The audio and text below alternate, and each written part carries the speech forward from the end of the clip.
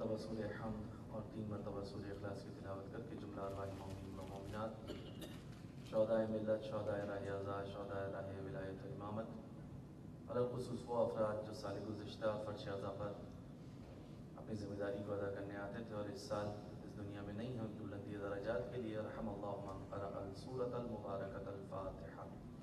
بسم اللہ الرحمن الرحیم، الحمد للہ رب العالمین، مالک یوم الدین، ایاک نعبد و ایاک نستعین، اہدنا الصراط المستقیم، صراط الذین انعمت علیہم غیر المغضوب علیہم۔ بسم اللہ الرحمن الرحیم، قل هو اللہ احد اللہ الصمد لم یلد ولم یولد ولم یکن له کفوا احد۔ بسم اللہ الرحمن الرحیم، قل هو اللہ احد اللہ الصمد لم یلد ولم یولد ولم یکن له کفوا احد۔ بسم اللہ الرحمن الرحیم، قل هو اللہ احد اللہ الصمد لم یلد ولم یولد ولم یکن له کفوا احد۔ ایک صلوات پڑھ دیجیے گا محمد و آل محمد۔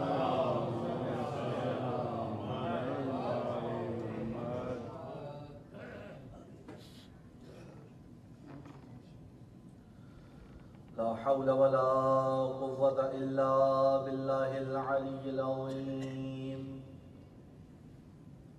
أعوذ بالله من الشيطان اللعين الرجيم،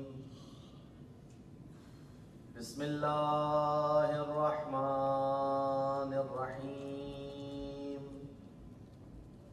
الحمد لله رب العالمين بارئ الخلائق اجمعین مالک یوم الدین، الصلاة والسلام علی اشرف الانبیاء والمرسلین خاتم النبیین رحمت للعالمین، سیدنا و مولانا بالقاسم محمد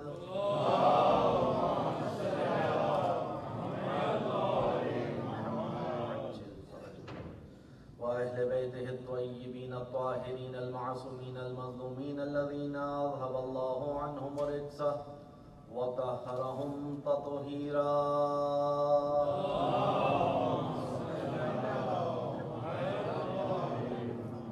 سيما بقية الله الأعظم روحي وأرواح العالمين لتراب مقدمه الفداء، واللعنة الدائمة الباقية الأبدية على أعدائهم ومنكر فضائلهم وغاصب حقوقهم أجمعين من يوم ظلمهم وعداوتهم وغصبهم إلى قيام يوم الدين. أما بعد، قال الله: فأعوذ بالله من الشيطان الرجيم، يا أيها الذين آمنوا اتقوا الله وَكُونُوا مَعَ الصَّادِقِينَ۔ صلوات پڑھی کر محمد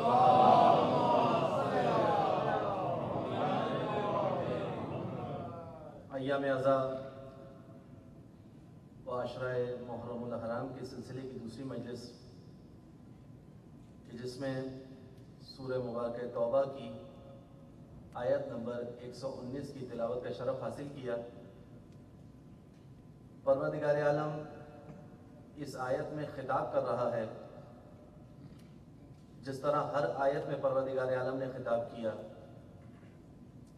لیکن خصوصیت اس آیت کی یہ ہے کہ اس آیت میں مخاطب پروردگار اہل ایمان سے ہے۔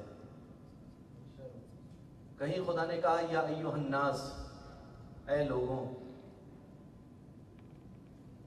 کہیں خدا نے کہا یا اولی الالباب، اے صاحبان عقل و فکر، لیکن یہاں کہا جا رہا ہے یا ایھا الذین آمنوا، اے وہ لوگوں جو ایمان لے کر آئے ہو۔ حضرت ابن عباس رضوان اللہ تعالیٰ علیہ سے جب سوال کیا کہ یا ایھا الذین آمنوا جہاں جہاں قرآن میں آیا ہے اس سے مراد کیا ہے، تو ابن عباس نے جواب دیا کہ میں نے اللہ کے رسول حضرت محمد مصطفیٰ صلی اللہ علیہ وآلہ وسلم سے، میں نے کل بھی آپ سے گزارش کی تھی کہ جب بھی سرکار کا نام آئے تو بآواز بلند صلوات پڑھا کریں محمد وآلہ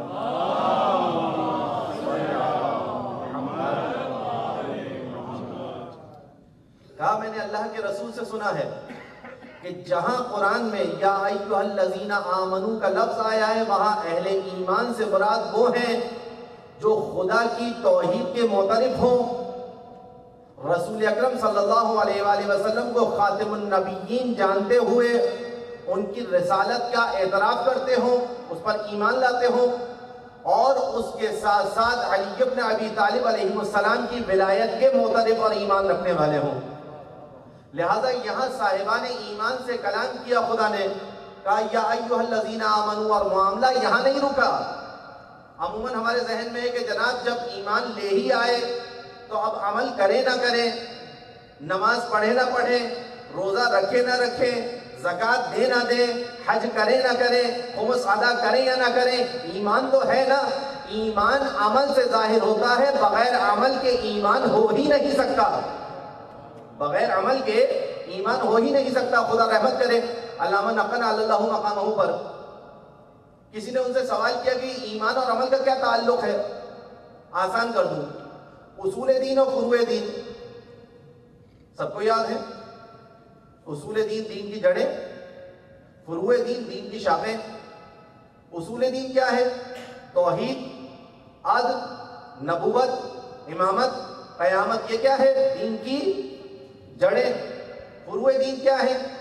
جو آپ کے ذہن میں 10 اور اس کے علاوہ، صرف 10 میں محدود نہیں ہے، اور اس کے علاوہ فروع دین۔ دین کی جڑیں ہیں اعتقادات، دین کی شاخیں ہیں فروعات۔ وہ درخت کہ جس کی جڑیں مضبوط ہوں، جڑوں کی مضبوطی اس کی شادابی سے نظر آتی ہے۔ توجہ کا طالب ہوں، جڑیں اگر مضبوط ہوں گی، درخت سرسبز و شاداب ہوگا۔ اگر درخت مرجھایا ہوا ہو، کچھ مردہ ہو، دیکھ کر سمجھ جائیں گے کہ جڑوں میں کچھ نقص ہے۔ لہذا اگر کسی کا اعتقاد مکمل ہو، عقیدہ مکمل ہو، تو بعمل نظر آتا ہے، بے عمل نظر نہیں آتا ہے۔ صلوات پڑھ محمد وآل محمد۔ بہترین جواب دیا علامہ نقل نے، یہ ممکن ہی نہیں ہے کہ ایک انسان خدا کی توحید پر یقین رکھتا ہو، رسول کی رسالت پر ایمان رکھتا ہو، امیر المومنین کی ولایت پر یقین رکھتا ہو، اور اس کے بعد وہ یہ کہے کہ جناب صرف اعتقاد کافی ہے۔ یہ عقیدہ حسینی عقیدہ نہیں ہے، اموی عقیدہ ہے۔ توجہ کا طالب ہوں، ابھی تمہید ہے، لہذا بالکل واضح کرتا چلوں۔ ممبر حسین ابن علی کا، فرش عزا حسین ابن علی کا، عزاخانہ حسین ابن علی کا، عزادار حسین کے غلام۔ اور اگر کوئی یہ کہے کہ جناب میرے لیے فقط عقیدہ کافی ہے، عمل سے تعلق نہیں ہے، تو جان لیجئے کہ یہ عقیدہ اموی عقیدہ ہے۔ بنو امیہ نے یہ عقیدہ اس لیے رائج کیا تھا تاکہ ان کے جرائم پر پردہ پڑ سکے، تاکہ جرائم پر پردہ پڑ سکے۔ کہا کہ جو کرتا ہے خدا کرتا ہے، جو کرتا ہے خدا کرتا ہے۔ بھی بہترین بات، حضرت بہلول کا تذکرہ آ رہا تھا، صحیح پروننسیشن بہلول ہے، ہم بہلول کہتے ہیں اردو میں، لیکن بہلول کہا جاتا ہے۔ حضرت بہلول ایک مقام سے گزر رہے تھے، ایک شخص مسند قضاوت پر بیٹھا ہوا کہنے لگا کہ میں نعوذ باللہ، یہ نعوذ باللہ بریکٹس میں میں لگا رہا ہوں، جعفر صادق کی 3 باتوں سے اختلاف رکھتا ہوں، نعوذ باللہ ثم نعوذ باللہ۔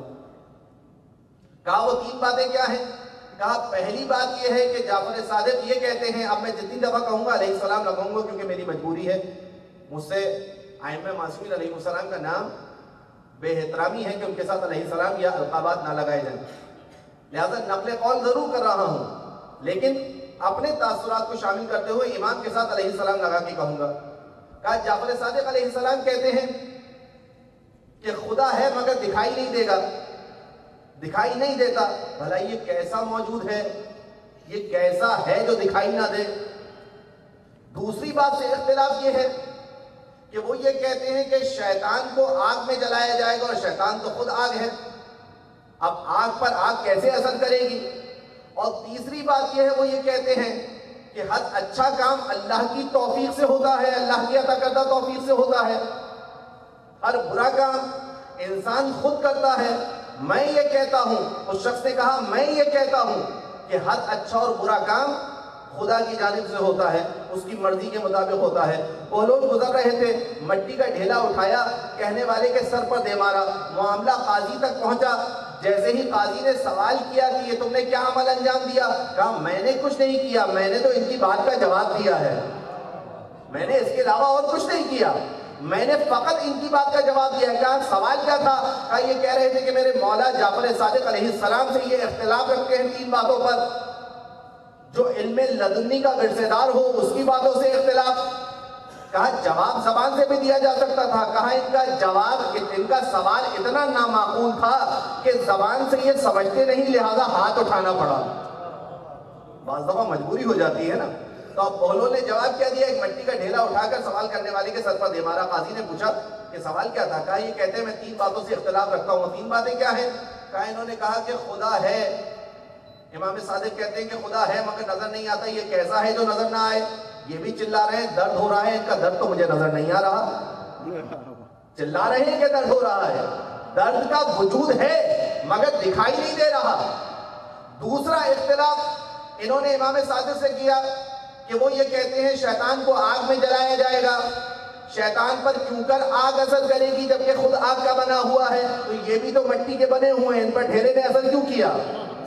اور تیسرا اشکال ان کا یہ تھا، تیسرا اعتراض یہ تھا کہ یہ کہتے ہیں ہر اچھا کام اور برا کام خدا کی جانب سے ہوتا ہے، جبکہ میرے مولا امام صادق علیہ السلام یہ فرماتے ہیں کہ ہر اچھے کام کی توفیق اس کی جانب سے، برا کام انسان خود کرتا ہے۔ اب ان کے عقیدے کی بنیاد پر یہ ڈھیلا میں نے نہیں مارا، خدا نے چاہا تھا کہ ان کو مارا جائے، لہذا ایک مٹی کے ڈھیلے سے حضرت بہلول نے ایسا دندان شکن جواب دیا کہ معاملہ وہیں پر آ کر تمام ہو گیا۔ بس بات تھی اعتقادات کی کہ یہ عقیدہ کہ فقط توحید پر ایمان رکھو، نبوت پر یقین رکھو، ولایت کو تسلیم کر لو، قیامت کو مان لو، تھوڑے سے فرق کے ساتھ بنو امیہ کا دیا ہوا ہے، تشیع کا نہیں ہے، لہذا محتاط رہیے۔ منبر حسین ابن علی کا ہے، فرش فاطمہ زہرا کی دعا سے بچھا ہے، عزا خانہ شہدائے کربلا کی قربانیوں کی یاد دلاتا ہے، لہذا یہاں کلام وہی ہو جو وہ چاہتے ہیں، کلام میری اور آپ کی مرضی کا نہیں ہوگا، کلام ان کی مرضی کا ہوگا کہ جن کے لیے یہ فرش بچھایا گیا۔ ایک صلوات پڑھ دیں محمد و آل محمد۔ کیا خطاب کیا خدا نے؟ یا ایھا الذین آمنو، اے وہ لوگوں جو ایمان لائے ہو، اتقوا اللہ، اللہ سے ڈرو۔ کیسے ڈرو؟ اللہ ڈرنے والی چیز ہے، اللہ کریم ہے، اللہ رحیم ہے، سب سے زیادہ کرم کرنے والا ہے، سب سے زیادہ رحم کرنے والا ہے۔ کتنا رحم کرنے والا ہے؟ گناہ کیا ہے، کسی کے پاس جانے کی ضرورت نہیں، آؤ میری بارگاہ میں، مصلی پر بیٹھ کر کہو استغفر اللہ ربی واتوب الیہ۔ یہ استغفار سمجھتے ہیں کیا ہے؟ اس کا روٹ ورڈ ہے عربک میں، جب بھی ہم کسی لفظ کو دیکھتے ہیں تو اس کی جڑ کو نکالتے ہیں۔ اس کا روٹ ورڈ کیا ہے؟ غفرہ۔ اس کے معنی کیا ہے؟ جب دیگوں کو آنکھ کی تمازت سیاہ کر دیتی ہے، بچے شاید نہیں جانتے ہوں گے، بزرگ انشاءاللہ ان کو توضیح دیں گے تو سمجھ جائیں گے۔ جب دیگیں آگ کی وجہ سے سیاہ ہو جائیں اور قلعی گر آ کر صاف کرنے والا آ کر ان دیگوں کو چمکا دے تو دیگیں کیسی نئی سی معلوم ہوتی ہیں نا، برتن کیسے نئے جیسے لگنے لگتے ہیں۔ غفرہ کے معنی یہی ہے کہ پرانی چیز بالکل نئی جیسی لگنے لگے۔ یہ میں عامیانہ انداز سے آپ کے سامنے بیان کر رہا ہوں۔ استغفار اسی سے نکلا ہے۔ اب آؤ خدا کی بارگاہ میں کتنا رحیم ہے وہ کہ استغفار کرو، نہ صرف یہ کہ گناہوں کو ختم کر دے گا بلکہ ان گناہوں کی جگہ حسنات کو لکھ دے گا۔ کتنا کریم رب ہے۔ اتقوا اللہ، اللہ سے ڈرو۔ کیسے ڈرو؟ ڈرنا کس بات پر ہے؟ ایسے ڈرو کہ کہیں ایسا نہ ہو کہ کوئی عمل اس کو ناگوار گزرے، ایسا نہ ہو کہ اس کریم کو، اس لطیف کو، اس خبیر کو، اس سب کچھ جاننے والے کو، کہ جیسا دعائے عرفہ میں امام حسین علیہ السلام فرمانے کا، خدا تو آنکھوں کی جنبش سے واقف ہے، یہ آنکھیں کس لیے حرکت کر رہی ہیں تو جانتا ہے، ایسا نہ ہو اس کو ناگوار گزرے، اس کی محبت کو اتنا پیدا کر لو دل میں کہ اس کی نافرمانی سے خوف زدہ ہو۔ وَكُونُوا مَعَ الصَّادِقِينَ، دو حکم دیے، اللہ کا تقوی اختیار کرنے کا حکم اور دوسرا حکم سچوں کے ساتھ رہنے کا۔ کیوں سچوں کے ساتھ رہنے کا؟ اللہ نے ہمیں خلق کیا ہے۔ تھوڑی سی توجہ کے ساتھ ان نکات کو سن لیجئے تاکہ بنیاد تیار کر دوں اور پھر اس کے بعد آگے نتیجے تک ہم پہنچ سکیں۔ اللہ نے ہم سب کو خلق کیا ہے، خلق کرنے کا کوئی نہ کوئی مقصد ہے۔ قرآن میں پروردگار عالم ارشاد فرما رہے افا حسبتم انما خلقناکم عبثا، کیا تم یہ گمان کرتے ہو کہ ہم نے تمہیں ایسے ہی خلق کر دیا؟ شب و روز کرو، دن و رات کرو، اور اس کے بعد ایک عمر کے بعد اپنے منطقی انجام پر پہنچ جاؤ اور بس سلام۔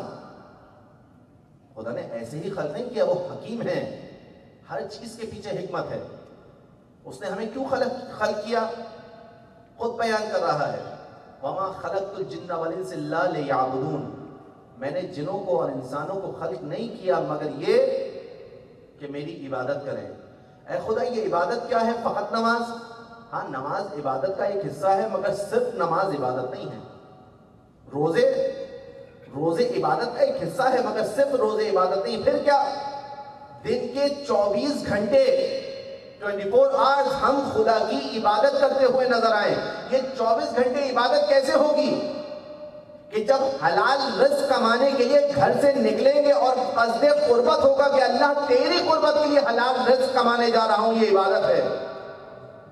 جب بچوں کی طرف پیار سے نگاہ کریں گے، جب اہل ایمان کے ساتھ پیار محبت سے ملیں گے اور قصد خدا کی قربت ہوگا، یہ عبادت ہوگی۔ بس یہاں خدا نے ہمیں عبادت کے لیے خلق کیا اور ایک نظام حیات اسلام کے عنوان سے دے دیا۔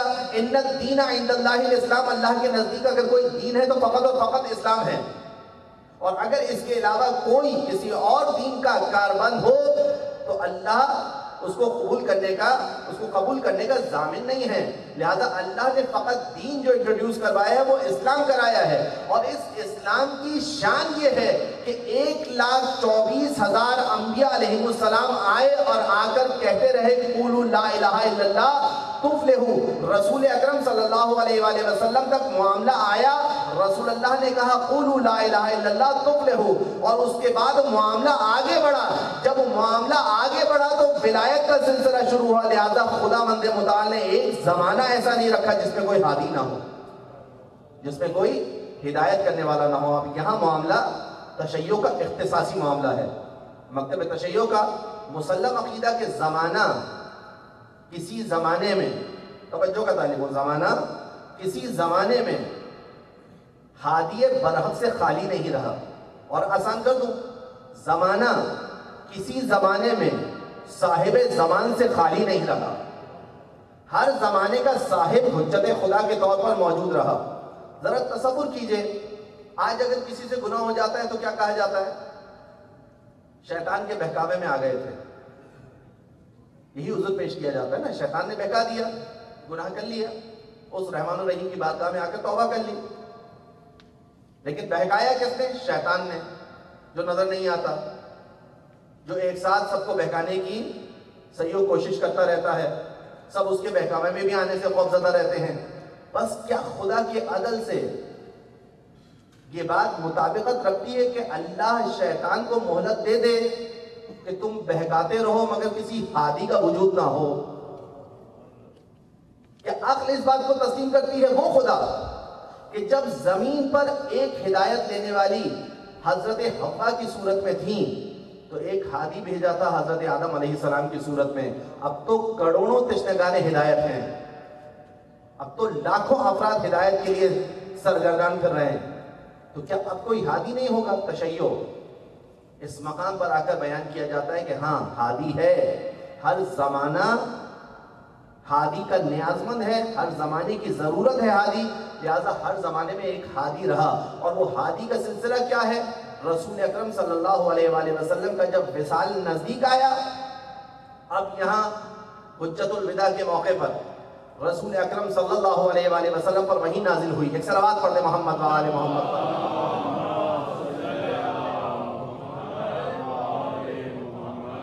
وہی نازل ہوئی یا ایھا الرسول بلغ ما انزل الیک من ربک. آپ کی توجہات میری جانب رہیں. ما انزل الیک من ربک وَإِن لَمْ تَفْعَلْ فَمَا بَلَّغْتَ رِسَالَتَهُ وَاللَّهُ يَعْصِمُكَ مِنَ النَّاسِ. اے رسول وہ پیغام پہنچا دیجئے جو آپ کے رب کی جانب سے آیا ہے. یہ پیغام کتنا عظیم ہے. اب میں دست عدد جوڑ کر آپ کے سامنے اگر سوال کروں کیا اس سے پہلے وَأَقِیمُوا الصَّلَاةَ وَآتُوا الزَّکَاةَ رب کی جانب سے نہیں تھا؟ یا ایھا الذین آمنوا کتب علیکم الصیام کما کتب علی الذین من قبلکم لعلکم تتقون رب کی جانب سے نہیں تھا؟ رب کی جانب سے تھا.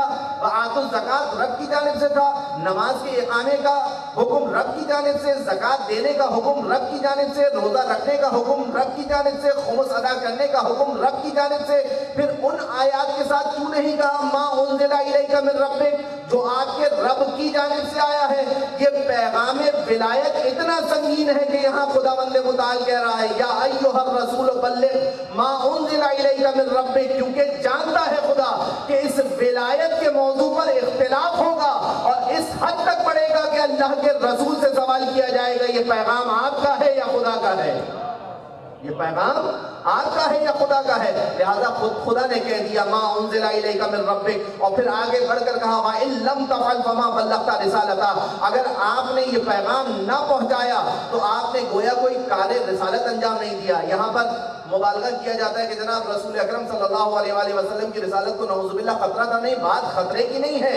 رسول اکرم کی رسالت حضرت آدم علیہ السلام سے لے کر خاتم النبیین تک تمام انبیاء علیہ السلام کی زحمات, اگر ولایت کا پیغام نہ پہنچتا تو رائگاں ہو جاتی. جب یہ آیت آئی رسول اکرم صلی اللہ علیہ وآلہ وسلم نے لوگوں کو جمع کیا. جمع کرنے کے بعد پالان شکر کا ممبر بنایا گیا. تمام واقعات آپ کے اذہان میں موجود ہیں. ممبر بنا کر رسول اللہ نے سوال کیا. کیا سوال کیا؟ الست اولی بکم من انفسکم, کیا میں تمہاری جانوں پر تم سے زیادہ حق نہیں رکھتا؟ سب نے کہا بلا یا رسول اللہ, آپ ہماری جان پر ہم سے زیادہ حق رکھتے ہیں. سرکار نے امیر المومنین کا ہاتھ اٹھایا اور ہاتھ اٹھانے کے بعد کہا من کنت مولا فہذا علی مولا. پیغام چھپا ہوا ہے, جلی پیغام. تمام بڑے مدارک منابع میں یہ پیغام موجود ہے, اور تاکید ایسی کہ جو حاضر ہے وہ غائب کو بتائے, لوگ اپنی نسلوں تک پہنچائیں تا صبح قیامت تک یہ پیغام پہنچے. جب یہ پیغام پہنچ گیا تو اس کے بعد کون سی آیت آئی؟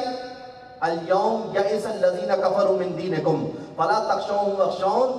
آج کے دن کفار تمہارے دین سے مایوس ہو گئے, اب ان کا خوف نہ کرو, خداوند متعال کا تقوی اختیار کرو, اس کی خشیت کو اپنے دل میں رکھو. کیا خوف تھا؟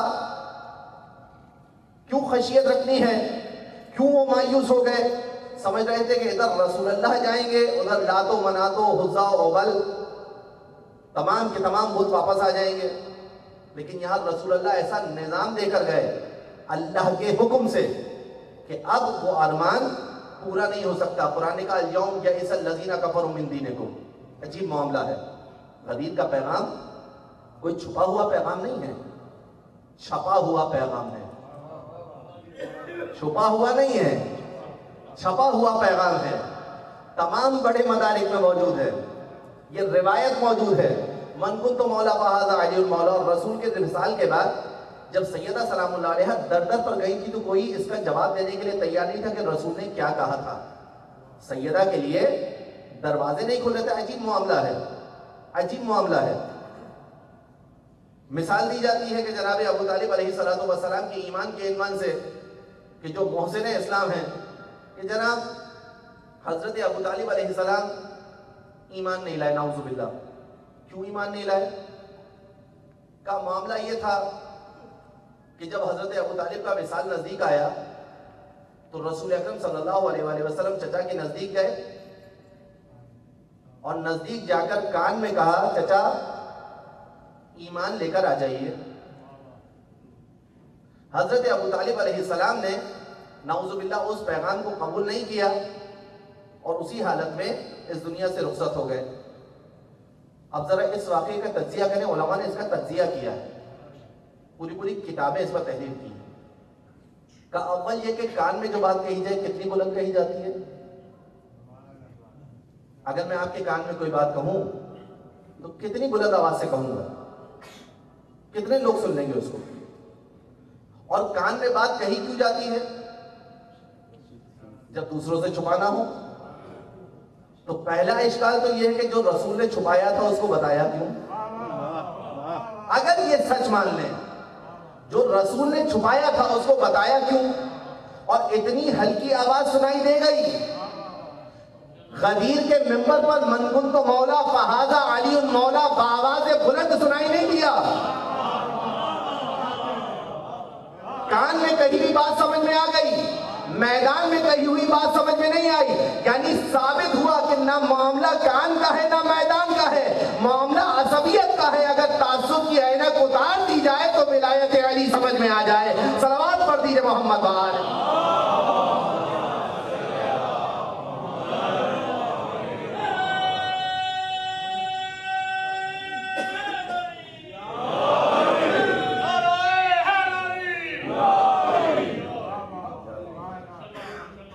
اگر تعصب کی عینک اتار دی جائے تو ولایت امیر المومنین علیہ السلام سمجھ میں آ جائے. بدیہی ہے. غدیر کے میدان میں رسول اکرم صلی اللہ علیہ وآلہ وسلم نے مولا بے معنی دوست نہیں کہا فقط.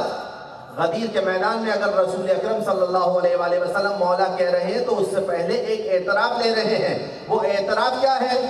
الست اولا بکم من انفسکم, کیا میں تمہاری جانوں پر تم سے زیادہ حق نہیں رکھتا؟ سب نے کہا یا رسول اللہ حق رکھتے ہیں. یعنی جیسے رسول اللہ حق رکھتے تھے ویسے ہی علی مرتضیٰ علیہ السلام سب کی جانوں پر حق رکھتے ہیں. بس معاملہ کیا ہوا کہ ایک دم معاملہ تبدیل ہو گیا. اب ذرا اس نقطے پر توجہ کیجئے گا, اس کے لیے پوری تمہید تھی. کیا ہوا غدیر میں کہ دنیا کی سمجھ میں نہیں آئی غدیر؟ کہاں سے معاملہ تخریب ہو گیا؟ اگر آپ جا کر کتابوں کو دیکھیں تو بڑے بڑے دیوان بھرے ہوئے ہیں غدیر کے عنوان سے, جو اشعار لوگوں نے لکھے. بڑے بڑے دیوان بھرے ہوئے ہیں. الغدیر میں علامہ امینی اللہ مقامہ نے کئی ایک اشعار نقل کیے ہیں. ایک شخص نے امیر المومنین کے لیے قصیدہ کہا. کسی نے آ کر کہا بخن بخن یا ابن ابی طالب. سن رکھا ہے نا آپ نے, بخن بخن یا ابن ابی طالب. بخن بخن کی کیا معنی ہے؟ ہم عموماً اس کے معنی کرتے ہیں مبارک ہو یا علی. نہیں, مبارک معنی نہیں ہے, کیونکہ مبارک تو خود عربی کا لفظ ہے. عربی میں مبارک استعمال ہوتا ہے. مبروک کہہ دیتے اگر مبارک کہنا ہوتا, مبارک کہہ دیتے خود عربی کا لفظ ہے. یہاں بخن بخن سے کیا مراد ہے؟ بخن بخن جیسے ہم فارسی میں کہتے ہیں واہ واہ, اردو میں کہتے ہیں واہ واہ, عربی میں کہتے ہیں بخن بخن. ستم ظریفی غدیر کے ساتھ یہی ہوئی. غدیر کل بھی واہ واہ کا شکار تھی, غدیر آج بھی فقط واہ واہ کی حد تک ہے. اس سے آگے معاملہ نہیں بڑھ پاتا. اگر آگے معاملہ بڑھے گا تو کیا ہوگا؟ غدیر کس کو کہتے ہیں؟ حاکمیت کو. ولایت کس کو کہتے ہیں؟ حاکمیت کو. اگر امیر المومنین کی حاکمیت کو تسلیم کر لیا پھر معاملہ آگے بڑھنا ہے. پھر سمجھ میں آئے گا کہ کیوں اس کی مخالفت ہوئی, پھر سمجھ میں آئے گا کہ کیوں اس کی مخالفت میں لوگ کھڑے ہوئے. اب ذرا سا تصور کر لیجئے کہ میری آنکھ میری نہیں ہے, علی ابن ابی طالب کی حکومت میں ہے. تصور کروں گا میں, آنکھ میری ہے, میرے جسم میں ہے, میں دیکھتا ہوں, میرا اختیار ہے. لیکن معاملہ تو جب پیچیدہ ہوگا نا, جب میں اپنی آنکھ سے کہوں نہیں اس آنکھ کو وہ دیکھنا ہے جو علی چاہتے ہیں. اس آنکھ پر حاکمیت کس کی ہوگی؟ سب مل کر بولیے, کس کی ہوگی؟ کس کی ہوگی؟ اس کان پر حاکمیت کس کی ہوگی؟ اس ہاتھ پر حاکمیت کس کی ہوگی؟ یہ بھی تو نعرہ ہے. جب آپ علی علی دیگر شعار کے ساتھ کرتے ہیں تو آج ایک بلند شعار بلند کر دیجئے. اس کان پر حاکمیت کس کی ہوگی؟ اس آنکھ پر حاکمیت کس کی ہوگی؟ اس ہاتھ پر حکومت کس کی ہوگی؟ میرے گھر میں حکومت کس کی ہوگی؟ میری تمام چیزوں پر کس کی حکومت ہوگی؟ معاملہ یہی تو تھا کہ علی کی حکومت تسلیم نہیں کی جا رہی تھی, کیونکہ معلوم تھا, تاریخ نے لکھ دیا قتل فی المحراب لشدت عاد, محراب میں قتل کیے گئے اپنے عدل کی شدت کی وجہ سے. یہ ایک الگ بحث ہے کہ عدل میں شدت ہوتی ہے یا نہیں ہوتی, لیکن تاریخ دانوں نے لکھا کہ عدالت کا عالم کیا ہے, کیفیت عدالت کیا ہے. علی ابن ابی طالب ہم نے کیا سمجھا ہے؟ کل ایک روایت بیان کی تھی نا آپ کے سامنے, اذا کان یوم القیامت ینادون علی ابن ابی طالب بسبت اسماء، یا صدیق، یا دال، یا عابد، یا ہادی، یا مہدی، یا فتح، یا علی، مر الی الجنتی، مر انت و شیعتک الی الجنتی بغیر حساب. کل یہ روایت بیان کی تھی کہ جب روز قیامت آئے گا، رسول اللہ کی حدیث ہے، جب روز قیامت آئے گا تو ندا دینے والے علی کو ندا دیں گے 7 ناموں کے ساتھ: اے رہنما، اے جوامر، اے ہدایت یافتہ، اے ہدایت کرنے والے، اے علی، آپ اور آپ کے شیعہ بغیر حساب کے جنت میں چلے جائیں. تو یہ کون سے شیعہ ہیں جن کو بغیر حساب کے بھیجا جا رہا ہے؟ میں بھی جانتا ہوں اور آپ میں سے ہر ایک شخص، آپ با ایمان ہے الحمدللہ، بعمل ہے الحمدللہ. میں خود اپنی کیفیت جانتا ہوں کہ میں بغیر حساب کے جانے کے قابل ہوں یا نہیں ہوں. میں نے امام کاظم علیہ السلام کی روایت پر عمل کیا یا نہیں کیا؟ حاسبوا قبل ان تحاسبوا، حساب کر لو کہ اس سے پہلے تمہارا حساب کیا جائے. یہ وہ شیعہ ہیں جو اپنی ایک ایک چیز کا حساب رکھتے ہیں کہ اگر کوئی خطا ہوئی ہے تو استغفر اللہ ربی واتوب الیہ صدق دل سے کہہ کر اس خطا کو معاف کروا لے، اور اگر کوئی نیکی کی ہے تو الحمدللہ کہہ کے اس میں اضافہ کرے. ایک صلوات پڑھ دیجئے محمد وعلیہ.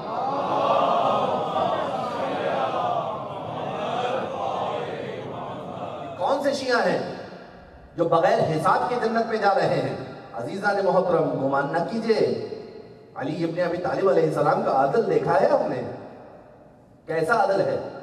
حضرت عقیل سگے بھائی ہیں امیر المومنین کے، کثیر العیال ہیں، آئے مولا کے پاس، مولا کی ظاہری خلافت کے ایام ہیں. یا علی، آپ تو جانتے ہیں نا میں کثیر العیال ہوں. کہا میرے بھائی میں جانتا ہوں. کہا بیت المال سے کچھ مل جائے گا؟ حضرت عقیل کی آنکھیں کمزور ہیں. امیر المومنین نے ایک لوہے کی سلاخ کو چراغ کے اوپر گرم کیا اور عقیل کے نزدیک لے کر گئے. مس نہیں کیا، نزدیک لے کر گئے. عقیل نے جب حرارت کو محسوس کیا، دور ہوئی. یا علی، یہ کیا کر رہے ہیں؟ کہا عقیل، دنیا کی آگ سے اتنا گھبرا رہے ہو، علی کو اس آگ کی طرف دھکیل رہے ہو. یہ ہیں میرے اور آپ کے مولا کہ جن کی عدالت کا عالم یہ ہے. اسی لیے قرآن نے کہا کونوا مع الصادقین، سچوں کے ساتھ ہو جاؤ، ایسے سچوں کے ساتھ ہو جاؤ کہ جب معاملہ سچائی کا ہو، حق اور حقیقت کا ہو، تو حق اور حقیقت کے معاملے میں رشتہ داریاں نہیں دیکھی جاتی. کل بیان کیا تھا، بلال حبش کے تھے، سلمان فارس کے تھے، لیکن سلمان کو کہا منا اہل البیت، بلال کو کہا سینو بلال عند اللہ شین. یہاں معاملہ قرابت داری کا نہیں ہے، رشتہ داری کا نہیں ہے، مدح خوانی کا نہیں ہے. یہاں معاملہ کچھ اور ہے. ہاں مدح خوانی کر کے میں اور آپ اپنے رتبے کو بڑھاتے ہیں. ان کی شان خدا کی طرف سے ہے. ان کی شان اگر میں اور آپ بیان نہ کریں تو بھی نعوذ باللہ کوئی کمی نہیں آنی، اور سب مل کر بیان کریں تو بھی اس میں کوئی بلندی نہیں آنی، کیونکہ ان کی شان بیان کر کے، ان کے واقعات بیان کر کے میں اور آپ اپنے لیے جنت کی راہ کو کھولتے ہیں، نہ ان کی خوشنودی کو اس مقام پر حاصل کر لیں. روایت میں وارد ہے ایک شخص حضرت امام محمد باقر علیہ السلام امام باقر علیہ السلام کے پاس آیا. امام مسجد سے نکل رہے ہیں، امام کے پیچھے پیچھے قصیدے پڑھتا ہوا جاتا ہے. مولا آپ فلاں ہیں، آپ نے یہ کام کیا، آپ نے یہ کام کیا، آپ نے علم کے دریا بہا دیا، آپ کے جد نے یہ کیا. فضائل بیان کرتا جا رہے ہیں. امام بغیر کسی التفات کے اپنے گھر کی جانب روانہ ہے. گھر نزدیک آ گیا. امام چاہتے تھے کہ گھر میں داخل ہوں. اس نے بڑھ کر ہاتھ جوڑ کر کہا مولا میں آپ کے فضائل بیان کر رہا ہوں، آپ توجہ نہیں کر رہے. امام علیہ السلام نے پیچھے مڑ کر دیکھا، کہا اگر تم توجہ کریے گا. امام نے مڑ کر دیکھا، کہا اگر تم ان تمام فضائل کے معترف ہو کہ یہ فضائل ہم میں ہیں تو اس پر عمل کیوں نہیں کرتے؟ اگر تم اس کے معترف ہو یہ فضائل ہم میں ہیں تو اس پر عمل کیوں نہیں کرتے؟ امام یہ کہہ کر گھر میں چلے گئے. عزیزان محترم، یہ جو میں اور آپ فرش عزائے حسین ابن علی علیہ السلام پر آتے ہیں، آ کر بیٹھتے ہیں، مجلس عزا سنتے ہیں، ذکر محمد و آل محمد سنتے ہیں، اس ذکر سے سے اہل بیت اطہار علیہ السلام کی شان میں اضافہ نہیں ہوتا، کیونکہ ان کی شان خداوند متعال نے بلند رکھی ہے۔ میں اور آپ کیا فضائل بیان کریں گے؟ ان کی شان کو بیان کرنے کے لیے خدا نے ملک کو مقرر کیا ہے جو ببانگے دوہل کہے لا فتح الا علی لا سیف الا ذوالفقار، کہ تو ایک قصیدہ ہے، کتنے قصائد ملک روزانہ پڑھتے ہیں۔ روایت میں وارد ہوا کہ جہاں ذکر محمد و آل محمد ہوتا ہے ملائک وہاں آ جاتے ہیں۔ بہار الانوار کی روایت ہے، طویل روایت، مختصر کر کے آپ کے سامنے بیان کروں۔ جہاں ذکر محمد و آل محمد ہوگا ملائکہ آ کر گھیر لیتے ہیں، حدیث قصہ میں بھی آپ نے سنا ہے کہ ملائکہ آ کر اہل ایمان کو گھیر لیتے ہیں۔ جہاں ذکر محمد و آل محمد ہو وہاں ملائکہ آ جاتے ہیں۔ جب وہ ملائکہ پلٹ کر جاتے ہیں تو دوسرے ملائکہ ان سے پوچھتے ہیں کس محفل سے آ رہے ہو؟ بڑی اچھی خوشبو آ رہی ہے، یہ کون سی محفل سے آئے ہو کہ جس سے تمہارے پاس سے اتنی اچھی خوشبو آ رہی ہو؟ ملائکہ بتاتے ہیں کہ فرش عزا پر گئے تھے، ذکر محمد و آل محمد ہو رہا تھا، اس فرش پر گئے تھے لہذا اس کی خوشبو لے کر آئے ہیں۔ دوسرے ملائکہ خواہش کرتے ہیں ہمیں بھی اس مقام پر لے چلو۔ کہا اب مومنین جا چکے، اب اپنے گھروں کی طرف جا چکے۔ میں اکثر یہ کہا کرتا ہوں، کبھی اگر بانیان مجلس یہ خواہش کریں کہ آپ باہر کھڑے ہوئے مومنین کو کہہ دیں تو میرے ذہن میں ایک نوحہ آ جاتا ہے۔ وہ نوحہ یہ ہے کہ عباس بلاتا ہے۔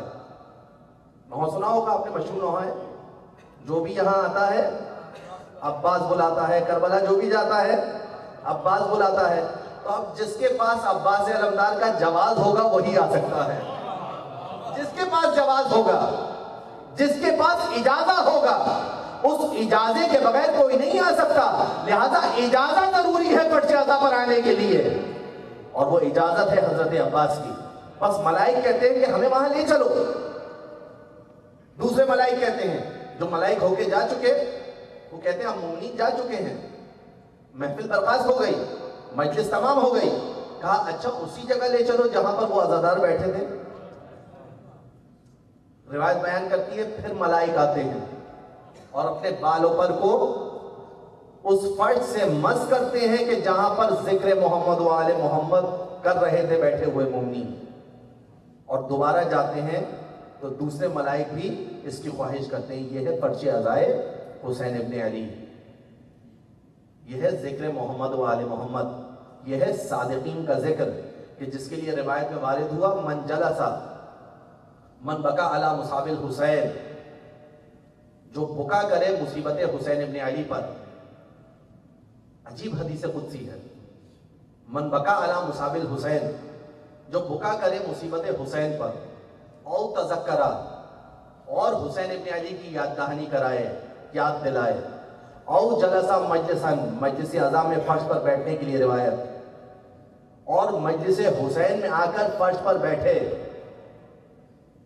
کأنہ زارنی علی العرش 40 مرہ، وہ ایسا ہی ہے کہ جس نے مجھے عرش پر 1 مرتبہ نہیں، 2 مرتبہ نہیں، 3 مرتبہ نہیں، 40 مرتبہ میری زیارت کی ہو۔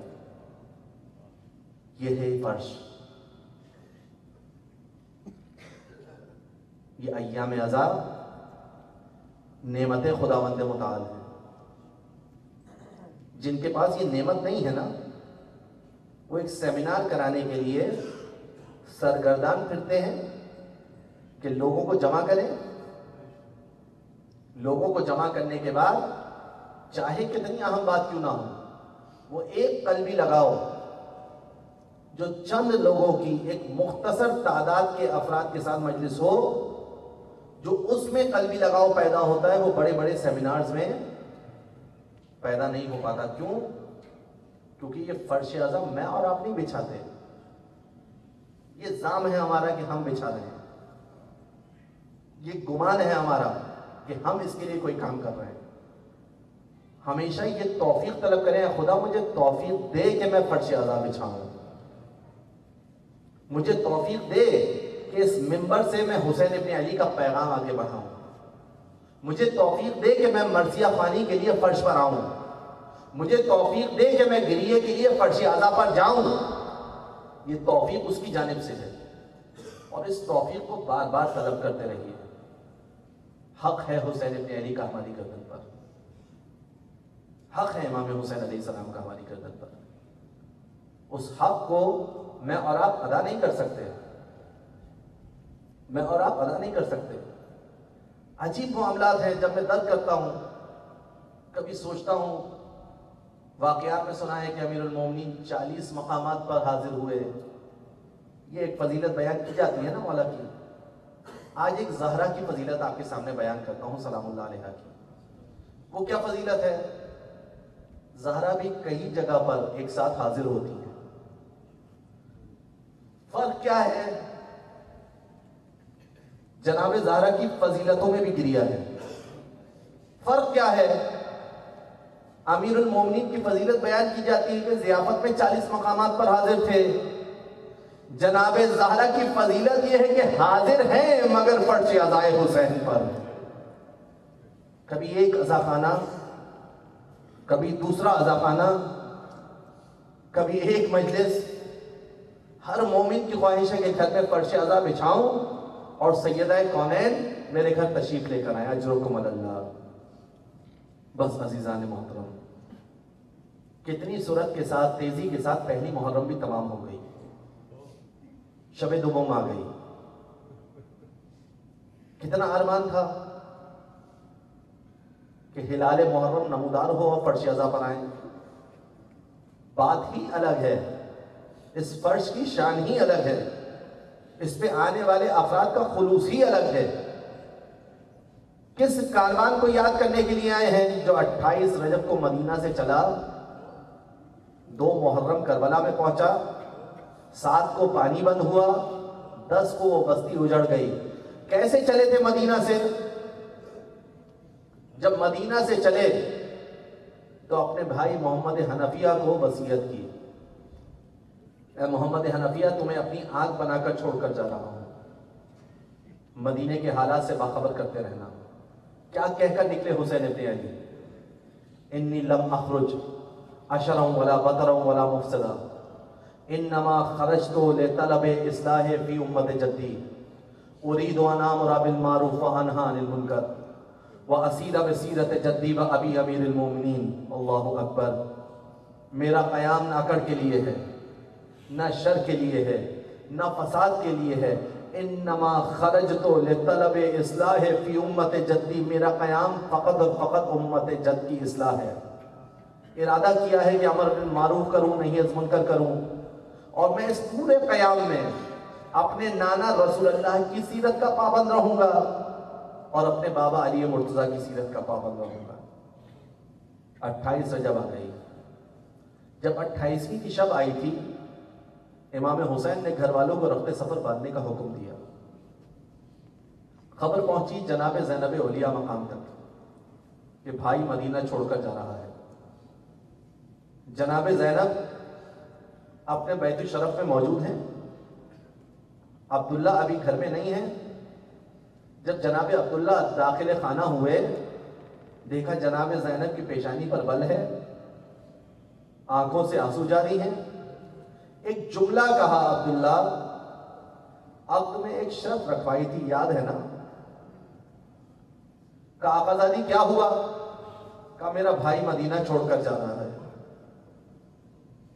حضرت عبداللہ نے اجازت دی. زینب اولیاء مقام سید الشہداء کے بیت الشرف میں آئیں, ربط سفر آمادہ ہوا. کچھ محملیں لائی گئیں, کچھ ناقے لائے گئے, اس پر غذا کو بار کیا. کچھ ناقے آئے, اس پر پانی کے مشکیزوں کو بار کیا. پھر کچھ محملیں آئیں, ایک محمل لائی گئی.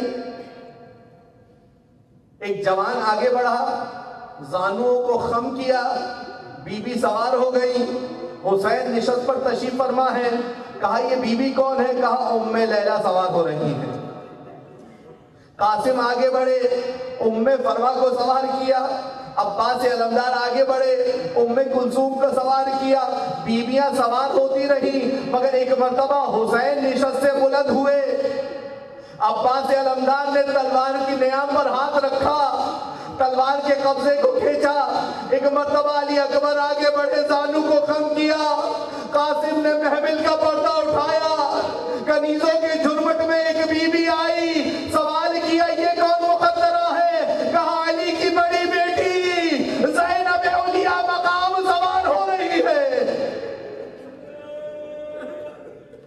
جانتے ہیں نا زینب کون ہے؟ امیر المومنین سے جب جناب زینب یہ فرمائش کرتی تھی کہ ہمیں نانا کے روضے پر جانا ہے، ہمیں نانا کے روضے پر جانا ہے، تو جناب زینب کو رات کی تاریکی میں لے کر جایا جاتا تھا، اور جب امیر المومنین کسی سفر سے واپس پلٹتے تھے اور اہل خانہ ساتھ ہوتے تھے تو امیر المومنین نے رات کی تاریکی کا انتظار کیا، پھر کوفہ میں وارد ہوئے۔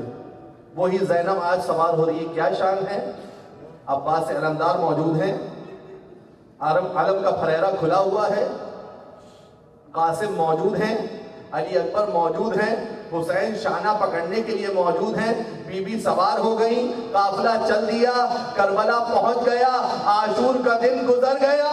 اب 11 محرم کو زینب کی ایک اور سواری تھی کہ اب علی اکبر موجود نہیں تھے، قاسم موجود نہیں تھے، اور محمد موجود نہیں تھے، حسین موجود نہیں تھے، اب زینب کس انداز سے سوار ہو رہی ہے؟ ہاتھ پشتے گردن سے بندھے ہوئے ہیں، سر پر چادر نہیں ہے، بھائی کا لاشا بے گور ہے۔ زینب نے نگاہ کی، ایک سوال کیا، آنکھ کی، کیا تو میرا بھائی حسین ہے؟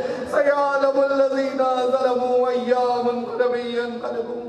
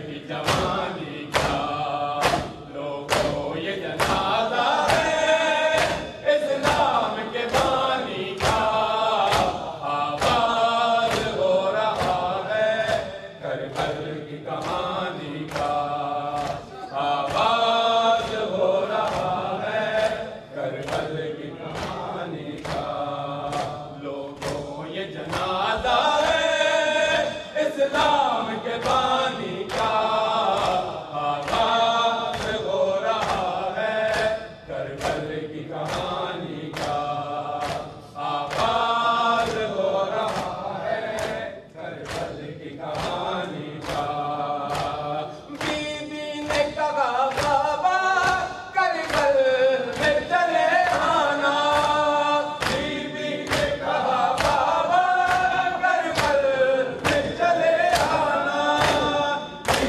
بی نے کہا بابا کربل میں چلے آنا منظر میں دکھاؤں گی اکبر کی جوانی کا لوگوں یہ جنازہ ہے اسلام کے بانی کا آغاز ہو رہا ہے کربل کی کہانی کا آغاز ہو رہا ہے کربل کی کہانی کا آغاز ہو رہا ہے کربل کی کہانی کا آغاز ہو رہا ہے کربل کی کہانی کا کٹ جائیں گے بازو بھی آواز سے بابا بھاگے کٹ جائیں گے بازو بھی آواز سے بابا بھاگے کٹ جائیں گے بازو بھی آواز سے بابا بھاگے دیو سے ہوگا چلنی مشکیزہ وہ پانی کا لوگوں یہ جنازہ ہے اسلام کے بانی کا آغاز ہو رہا ہے کربل کی کہانی کا آغاز ہو رہا ہے کربل کی کہانی کا آغاز ہو رہا ہے کربل کی کہانی کا لوگوں یہ جنازہ ہے اسلام کے بانی کا آغاز ہو رہا ہے کربل کی کہانی کا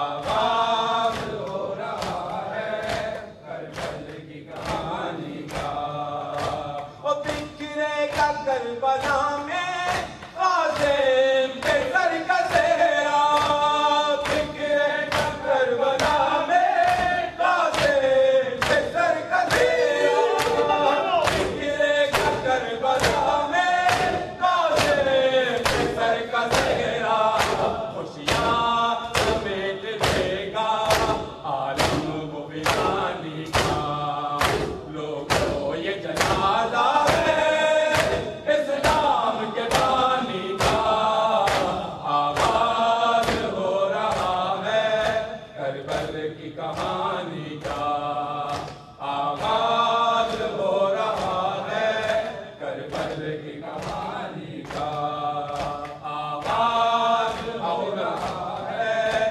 کربل کی کہانی کا آغاز ہو رہا ہے کربل کی کہانی کا تا حشر میرے مولا مشتاق رہوں تیرا تا حشر میرے مولا مشتاق رہوں تیرا تا حشر میرے مولا مشتاق رہوں تیرا مل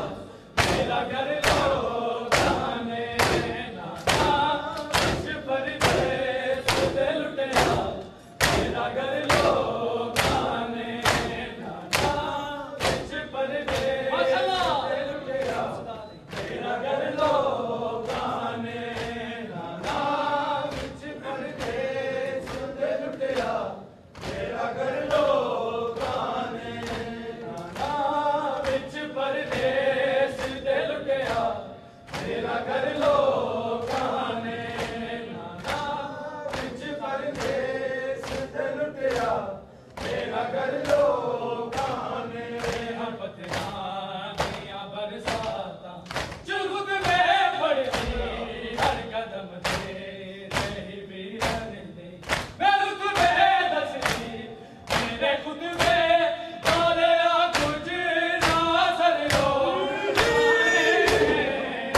नाना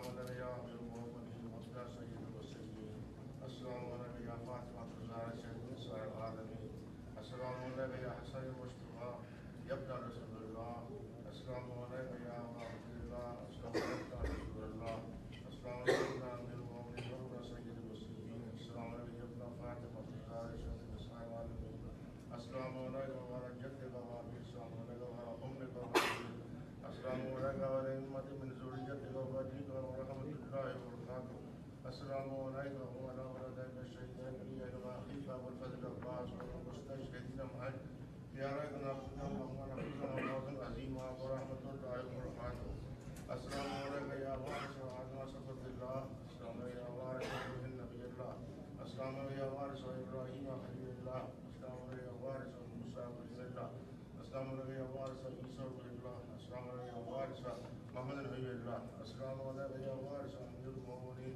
علی ولی اللہ السلام علیکم یا ابن محمد بن مصطفیٰ السلام علیکم یا ابن علی المرتضیٰ السلام علیکم یا ابن فاطمہ الزہرا السلام علیکم یا ابن خدیجہ الکبریٰ السلام علیکم یا سار اللہ وابن سار رسول المعصوم اشهد انک قد قمت الصلاة وآتيت الزكاة وأمرت بالمعروف ونهيت عن المنكر وآتيت الله ورسوله حتى أتاك اليقين فلا اللهم اللهم تنزل من سميعا بذلك فرجت به يا مولاي يا عبد الله أشهد أنك كنت منفصلا في الشرائع ورحم المطهرة ولم تنجس الجاهلية بأنجاسها ولم تلبسك من متهمات ثيابها وأشهد أنك من دعائم الدين وارقان المؤمنين وأشهد أنك الإمام البر التقي الرزي الزكي الهادي المهدي أشهد أن أئمة من ولدك كلمة التقوى وعلى الهدى والمقر والوسطى والحجة وراء الدنيا وأشهد الله وملائكته وأنبياءه ورسله أنبيكم وبيابكم ممكن بشهادته وخاتمة ما يقلب لقلبكم السلم وأمن أمركم وطبعا صلوات الله إليكم وعلى أرواحكم وعلى أجسادكم وعلى أجسامكم وعلى شاهدكم وعلى غائبكم وعلى ظاهركم وعلى باطنكم بيبي أنت أمي يا ابن رسول الله بيبي أنت أمي يا أبا عبد الله لقد أظلمت الرزية وجلت المصيبة علينا وعلى جميع السماوات والأرض فلعن اللهم الأسرجال وأرجمت من حجك ذلك يا مولاي يا أبا عبد الله قصدت حرمك وأتيت ولم أشهد أسأل الله بالشأن الذي لقيته بالمحل الذي لقيته وبالبحر الذي هدايا يصلي على محمد وآل محمد ويجعل علي معكم في الدنيا والآخرة السلام عليك يا أبو الفضل العباس ابن أمير المؤمنين السلام عليك يا ابن سيد المرسلين السلام عليك يا ابن أول القوم الإسلام ومقدمهم إيمانا وقومهم بدين ومحبتهم على الإسلام أشهد لك تصدر الله ولرسوله وليكفيك فنعم لك المواصي فلعن اللهم قد ولعن اللهم ولعن اللهم استعلت منك المحرم وانتهكت حرمة الإسلام فنعم الصابر مجاهد محمد ناصر والأخذ دافع عن أخيه المجيب والأرض الرب الراغب فيما زايد فيه غيره من الصواب الجزيل والصناع الجميل والحقق الله برجال آبائك في جنات النعيم السلام عليك يا علي بن الحسين السلام عليك يا أحمد بن علي السلام عليك يا جعفر بن محمد السلام عليك يا موسى بن جعفر السلام عليك يا علي موسى السلام عليك يا علي بن موسى رضا السلام عليك يا قريب القرباء السلام عليك يا معين الزوفاء والفقراء السلام عليك شمس الشموس وعليس النفوس المدفون للبيت الرسول المرتضى المجتبى المقتدى الرازية بالبر والغزاء السلام عليك يا سلطان يا أبو الحسن يا علي بن موسى رضا ورحمة الله وبركاته السلام عليك يا عمر بن علي السلام عليك يا علي بن محمد السلام عليك يا حسن بن علي السلام عليك يا سعد الشيخ والزمان حسن بن الحسن الأمان من فتنة الزمان السلام عليك يا خليفة الرحمن السلام عليك يا شريف القرآن السلام عليك يا محمد انسي والجان أجل الله تعالى فرجك وسأل الله تعالى مخرج وزورك السلام عليكم ورحمة الله وبركاته السلام عليك يا محمد صلى الله عليه وسلم